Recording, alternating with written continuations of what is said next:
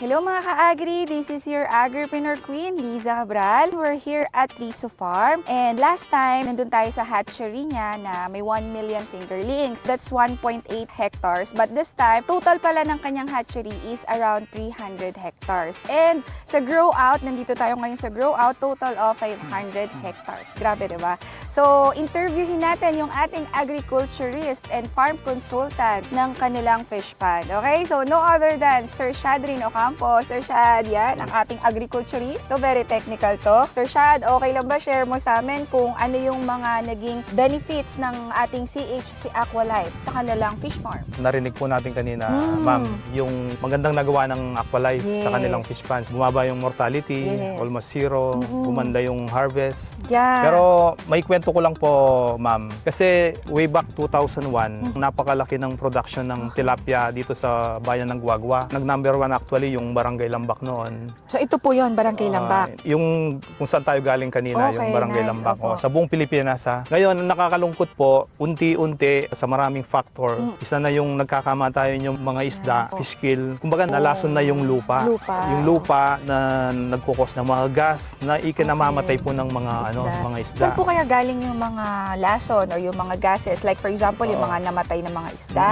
Tama po? Yung mga feeds. namatay na isda, sobra-sobrang feeds, yung hindi na pan-prep ng maayos yung palaisdaan, palibasa ang ganda ng negosyo noon, tuloy-tuloy ang pag-fish pan. Pero dumating sa punto na wala kumbaga, na masyadong ani. namamatay na yung isda dahil nga nalaso na. Kami po, buhat po nung pinakilala po ninyo sa amin, ma'am, yung Aqualife, Opo. napakalaking tulong sa mga fish pan Thank you owner po. dito sa sa bayan ng Guagua. Kaya nagpapasalamat po kami sa Aqualife kasi bilang nagtatrabaho po sa DA, concerned din namin pag nababalitaan namin ng na may namamatay na isda. Usually kasi ang sinasagot lang mababa ang dissolved oxygen, ganito ganyan. Ang dami namin tinetest nitrate, dissolved oxygen, kung ano-ano pa po yung tinetest namin kasi pag-aaralan mo kasi diyan yung cause ng pagkamatay ng isda Saan ba galing ang tubig? Maraming factors. Maraming factor. Pwedeng climate change, ulan, tas sabay biglang sobrang init. So accumulation na ng maraming factor. Pero actually lahat ng yan nasosolve pag tama yung pan prep mo gamit yung technology po na nai-introduce po dito sa bayan ng Guagua, yung Aqualife po. Yung Aqualife. Opo. Gumagamit din kayo sir dito ng activator for pan preparation. Opo, napakagandang combination po ng Aqualife at activator dito sa mga fish pan. Kaya doon po sa mga hanggang ngayon, nakaka-experience pa rin ng minsan malapit ka na mag-harvest, namamatayan ka pa ng isda.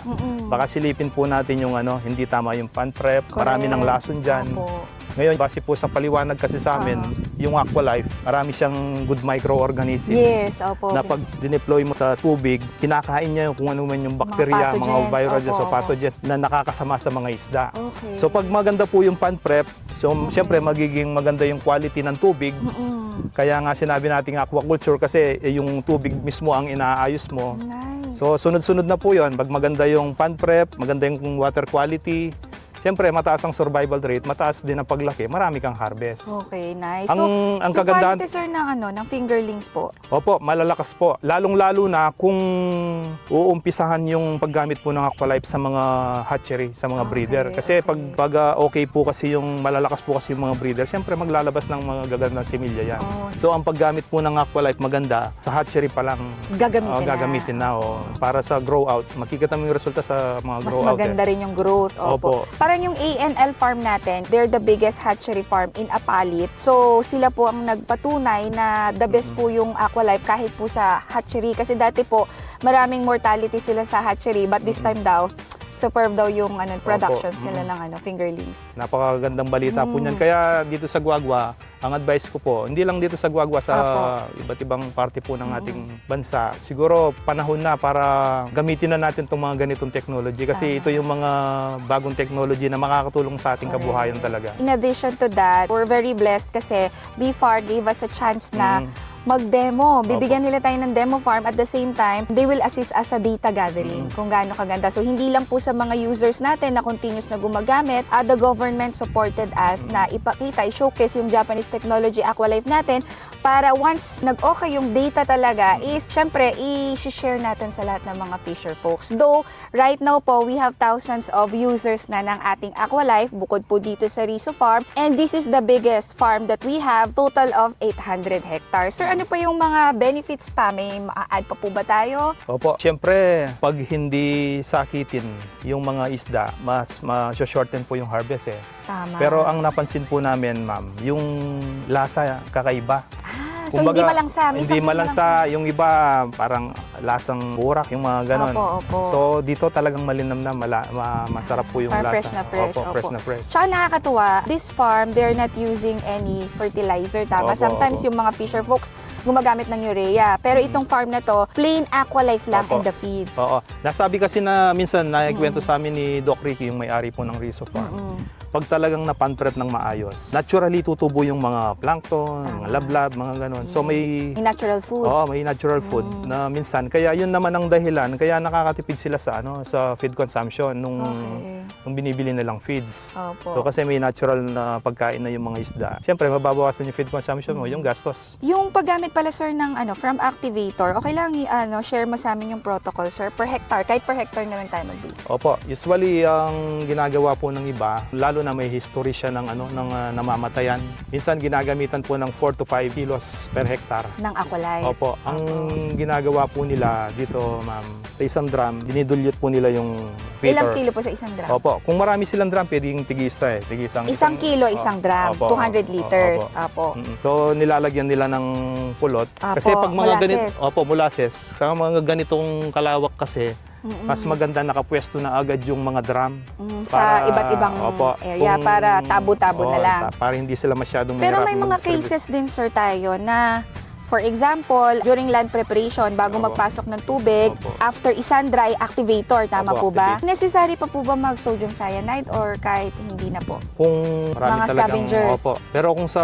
When needed lang. Opo, when needed. Okay, Hindi depende na- sa case. Para naiiwasan natin yung paglalason ng lupa. Activator, sir, if ever wala namang masyadong mga scavengers, pwedeng activator na Activator na alone. po. Basta make sure lang pala guys na medyo basa yung lupa, saka natin siya i-activator. So after nag-sun-dry, after nagtuyo, activator tayo. Sa isang hektarya, 1 kilo, sir, tama? Opo. Yan. Tapos after how many days po bago mag-Aqualife? Minsan 2 months po. Depende kasi sa nakasanayan ng mga farmer. Pero bago matapos ang harvest, minsan 4 to 6 kilos Ang nagagamit. na nagagamit po. Opo. Let's say, sir, kunyari, naglagay ako ng activator, 5 days sa pan prep, 5 days bago nagpasok ng fingerlings. Tapos, magpapasok po ako ng fingerlings, ilan days po bago tayo mag-Aqualife? 15 days mga ganun po. Okay. So, yun yung first application. Nakapagparami na yung good microorganisms Tama. bago pumasok itong mga fingerlings. After that, per hectare, ang ginagawa, sir, nung ibang mga farm owners natin, mga fisher folks natin, 2 kilos po yung Aqualife na. So, Opo. 2 drum. Minsan, sir, ang ginagawa nila, binabangka nila, tama? Opo, binabangka Binabangka, nila. tapos doon na binababad. Kailangan Opo. lang natin mababad, sir, ng 3 hours, di ba? 3 to 6 hours. After that, tinatabo-tabo na lang sa area. Dito po sa case nila dito, ma'am, drum muna. Opo. Actually, magdamag nilang binababad. So, mas matagal. Mas Opo. matagal. Pag talagang ikakalat nila, lalagay nila sa bangka. After mababad, ibubuo sa bangka. Opo. Saka ibabangka, ililibot. Ikakalat talaga. Okay.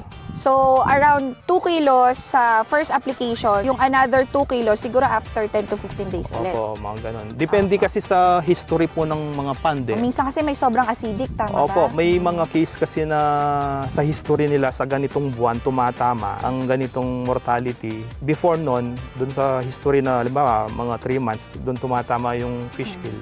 Okay. Inaabangan din nila. No. Pero actually, pag talagang regular ka na gumagamit ng ganito, Mag-establish na yung microorganisms. yung pag-establish na yung mga beneficial Microbes, opo. nun. Wala nang mga isyong ganun. Tuloy-tuloy na yung magandang production sa fish pond. Kaya ang nakakatuwa, sir, dito kay Rizzo Farm, continuous po yung paggamit Opo, nila.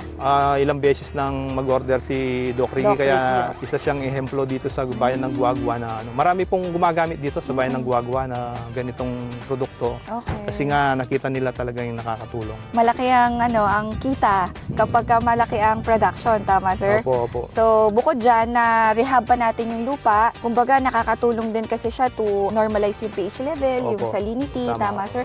Yung BOD, nakakatulong din siya. Even yung dissolved oxygen, minsan na-try namin, Yung nilagyan namin, sir, ng Aqualife, malamig yung ilalim. Pero yung kabila na walang Aqualife, sobrang init, kaya maraming namamatay. Opo. Yung dissolved oxygen kasi, nung with Aqualife natin, is mataas. Kaya, Tama po yun. ano, Malaking opo. bagay kasi yung dissolved oxygen level ng Tama. isa sa mga nagiging cause ng fish kill yan. Kaya napaka-importante. Yung mga microorganisms Apa. kasi nagpo-produce ng parang lamig din sa fish pan natin. Kaya kung Okay. mapapansin po Kaya ninyo, malamig. malamig. Oh, oh. nice. So mga ganun yung mga bacteria natin. Siyempre mas maraming tumutubo na nagpo-produce ng oxygen yun eh. Nice, So okay. nakakatulong sa mga isda. So, sir, ano ba, highly recommended ba siya sa mga fish farmers natin dyan, mga fisher folks? Talagang dapat na talaga. Okay, hindi kayo recommend. Hindi na kailangan i-recommend. Dapat na Dapat talaga gamitin. gamitin. Opo. Oh, Kasi isipin mo, grabe na problema pala ngayon sa palaisdaan. isipin mo, ma'am, halimbawa, malapit ka nang mag-harvest, doon mamamatay yung Ouch. isda. Grabe na yun. Yung Kasi marami na ang silang laki na ng nakain, gastos. ang gastos. Minsan nagkakautang po yung mga farmer natin. Oo. Kaya, So, makarelate sila dito. magkano lang naman po yung magiging gastos natin sa Opo. per hectare kumpara naman dun sa harvest na ibibigay. Oo. Kumbaga, Oo. sir, tingin mo, hindi siya dagdag expenses. Hindi po, actually, investment siya. Hindi Opo. lang para dun sa cropping na yon hanggang sa sunod. Yun. Ang dami nating natutunan sa ating agriculturist, di ba? From Guagua, Pampanga. Sir, thank you so much, Opo. sir, sa mga inputs. Sa mga fisher folks natin dyan, try nyo na po ang CHC Aqualife. Talagang hindi kayo magsisisi. And again, kindly follow, share, and like yung ating Agripreneur Queen page. And thank you so much, everyone. Para sa may mga inquiries, don't hesitate to message us. God bless!